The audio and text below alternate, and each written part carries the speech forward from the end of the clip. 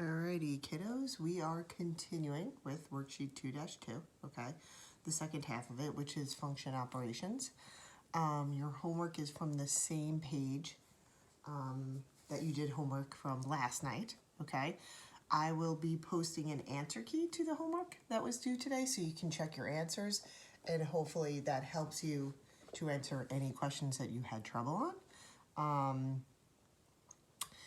And I will do the same for this homework assignment, okay? So I'll post a detailed answer key on Monday, and then you can review that once you finish the homework, okay? But you should be checking your answers with the back of the book, all right? So here's the deal, functions, right? F of x, g of x. If you remember, back in the day, I believe in Algebra 1 probably, they asked you to evaluate, like let's say you're using f of n, right? And they ask you to find like f of 2. So if you remember, you plug 2 in, right? You square it. You don't touch this f of 2. That just means the function at a value of 2, x value of 2. So you're not going to touch that. You're not going to divide through or anything. That just stays put. And then you just evaluate this side, right, which would be 4 plus 4. So then the f of 2 equals 8, meaning when x is 2, the output or the y value is 8, okay? And if you were graphing, this would be 2, 8, that's all right? So if you remember, you're just evaluating with the value within the parentheses as your x value or your input. So here, if you take a look, we're going to do the same thing, except we now have two functions here. So we have g and f. And if you look, we are going to multiply those two functions at the same time as plugging in 1. So if you take a look here, we'll just do g times f while plugging in the value of 1. So that's going to look like g, right? So that's 3 times 1 minus 5 times f, which is 1 squared plus 4, okay? And then if we do all our math, right, we'll have what? Remember, this side does not change. It's just the multiplication of two functions at an x value of 1. So it says 3 negative 2, if I did my math right, and then 5. So g times f at a value of 1 equals negative 10, okay? So you can do the same thing as you normally would, right? Just plugging into one function, evaluating one function. You can also do what's called function operations. That's what we're doing today. So you can take the actual functions, do an operation with a value of x plugged in, all right? Now here, if you look, we're going to do some function operations, and we're going to do f of x plus g of x, f of x minus g of x. So literally, it's just taking the functions and performing whatever operation they give you and simplifying, okay?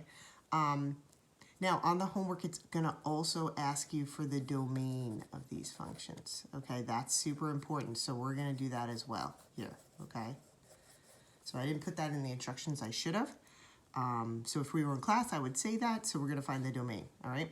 Now, your book is going to write it like this, okay? That notation and this notation are the same thing. It doesn't matter, all right? So when we take these two, we're just going to add them, right? So that just means this is going to be what? X squared plus 9 plus 3x plus 5, right? And then you just combine my terms, right? So what is it? X squared plus 3x plus 14. And that is your f plus g of x, okay? Right there. All right, now remember, that's just a parabola here, so your domain, right, is just going to be negative infinity to infinity. And if I look at these two, right, which are the domains of the original functions, those also have domains, right? This is a quadratic as well. This is a linear function, just a line. So there's no domain restrictions there. So the two functions that create this do not have any domain restrictions, and neither does the resulting. So therefore, overall, our domain is just all real numbers, okay? Negative infinity to positive infinity, all right? Now here we're going to do the same thing, except we're going to subtract them, which means I'm going to subtract and distribute my negative, that's all. So then I get x squared minus 3x, right? And then this should be plus 4, okay? So f of x minus g of x is that function, all right? And again, this is a quadratic, so your domain and range is just all real numbers, or negative infinity to positive infinity, okay? Okay, then if we take a look at the next page, we start changing it a little bit, right? We just do our other two operations. So if we look here, I'm just going to rewrite our functions. All right, so we've got what? F of x equals x squared plus 9. G of x equals 3x plus 5, okay? So here we're just going to multiply the two. So that means we're going to FOIL, right?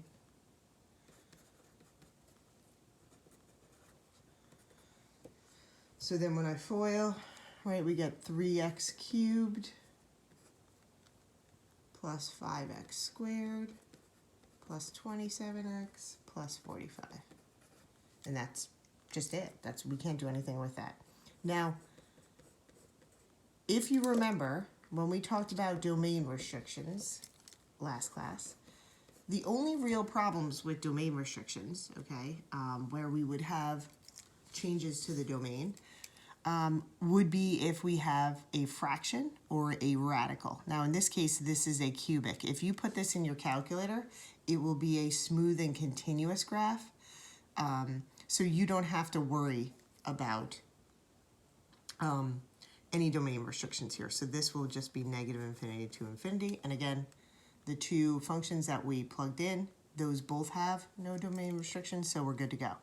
So when you're considering a composite, you always want to consider the originals domain restrictions and then also the resulting ones, okay?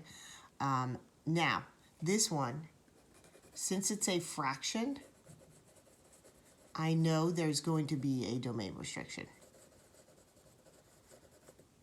All right, right away, because the denominator can never equal 0, okay? So when I go and divide these two, all right, so f of x divided by g of x, we do x squared plus 9, right, over 3x plus 5, okay?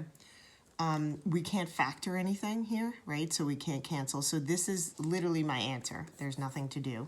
However, my original two functions have no domain restrictions, but this will have a domain restriction where 3x plus 5 cannot equal 0. So therefore, x cannot be, what, negative 5 over 3?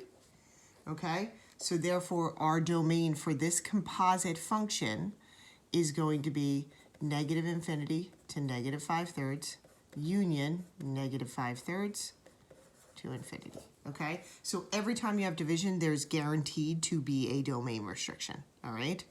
Then the last thing we have here is these are the same things that we were doing when we did our symmetry tests, okay? So negative f of x just means that you are going to, so if I do this, and say that's equal, we're just going to divide through by negative 1. So then f of x, right, negative f of x is really negative x squared minus 9. Okay? And then we would do the same thing with g of negative g of x. Then this one is just plugging in x plus 1. So here, if we do that, we plug that in, then we would never leave it like this. We've got to simplify, right? So it's x plus 1 times x plus 1, which becomes x squared plus 2x plus 1. So therefore, your final answer, f of x plus 1, is x squared plus 2x plus 10. Okay? So,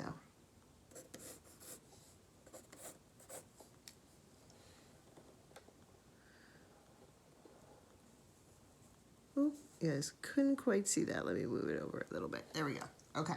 So, now, here we have a little more work, okay, because we have fractions, okay?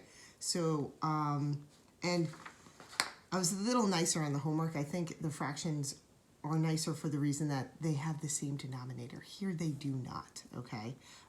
Which was kind of mean of me, but that's okay. We can do it. So if I take a look at this guy, I just want to always consider the domain of the originals, okay? So here the domain is x cannot be -2. So that's negative infinity to -2, union -2 to infinity. And then for our second function, g of x, x minus 1 cannot equal 0, so x cannot be 1. So it's negative infinity to -1, sorry, positive 1, union 1 to infinity, okay? So we are guaranteed to have domain restrictions here. So those will hold up even when we do our operations, okay?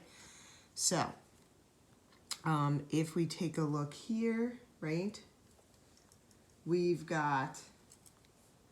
have to add these two, right? So we're going to have to add 1 over x plus 2 plus x over x minus 1, right?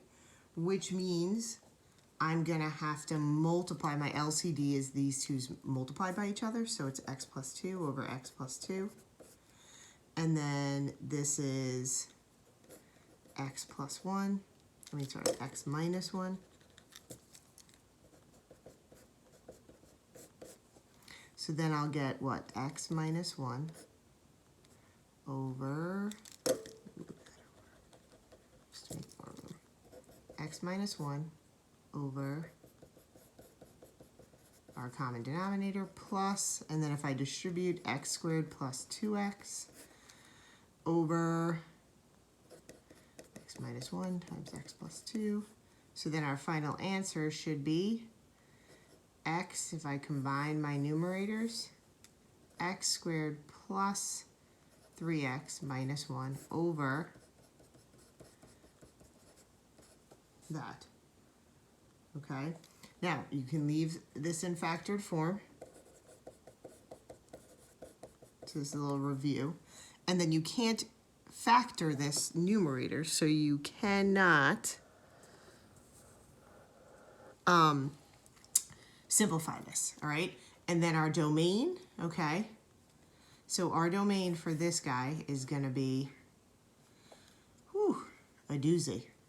So negative infinity up until -2, union -2 up until 1, union 1 up until infinity, because we're going to exclude, even though, well, I should say, the domain restrictions here hold true for the added two functions because I still have the same denominator. So our domain is the same, all right?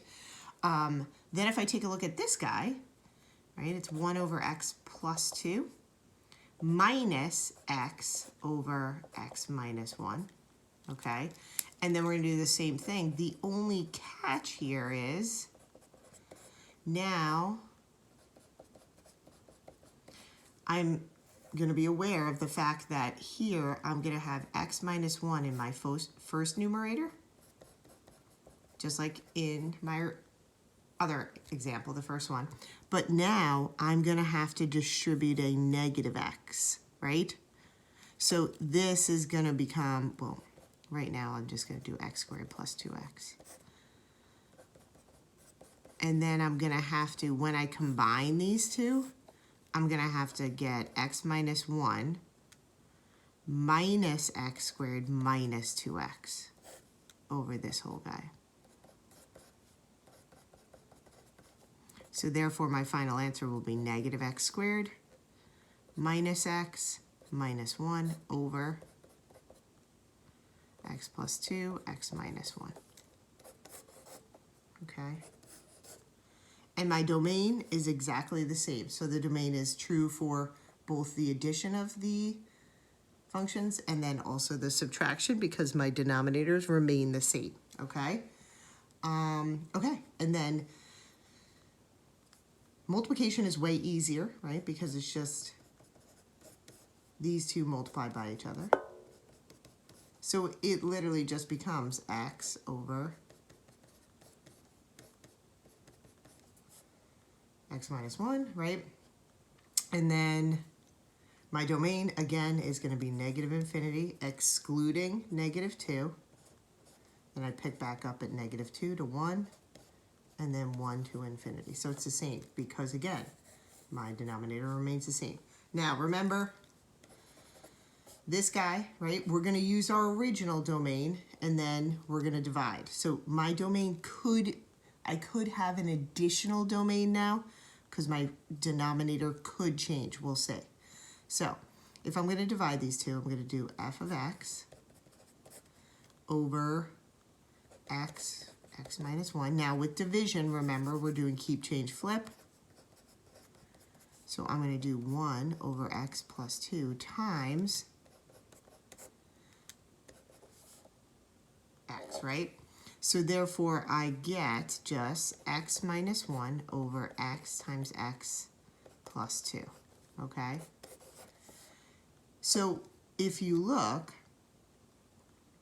I'm going to have, now I have a changed denominator, right? So here, x cannot equal 0 and x cannot equal negative 2. Well, negative 2 is part of my original domain, but now I have this additional 0. So now my domain gets even crazier, and I'm going to exclude negative 2. I'm still going to exclude 1, but now I'm going to include the 0. So it gets real crazy here. And then we're going to go 0 to 1, and then 1 to infinity, okay? So we're excluding negative 2, you can see. We're excluding 0, and we're excluding 1. So x cannot be negative 2, 1, or 0. Okay, that's really what you're writing here. All right, so the domain will change, always star that division, okay? Then our last couple here, same idea. So let's say we do g of x. If I'm doing g of x here, I'm just going to, because it's a fraction like we did in class on Wednesday, I'm just going to multiply by negative 1. So then this will become negative x over x minus 1. That's it, okay? And then f of x plus 1, you're just going to plug that in. So that's 1 over x plus 1 plus 2. So that just becomes, that was that answer. That just becomes 1 over x plus 3. That's it. Okay? So just be aware, important, find the domains. The domain for division will always change for the most part, 99% of the time, because you'll have a new denominator. And that's it, kids, okay? So try the homework, same section, 3.1, and I hope you have a fabulous weekend. All right? Bye, guys.